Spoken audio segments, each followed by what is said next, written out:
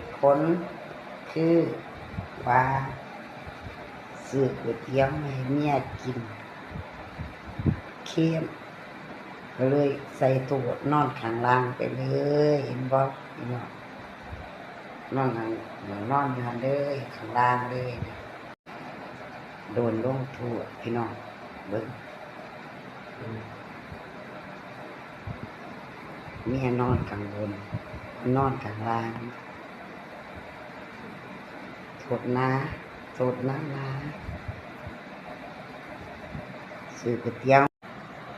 สุดท้ายบุกไปหากินพี่น้องบุกไปกินก๋วยเตี๋ยวเค็ม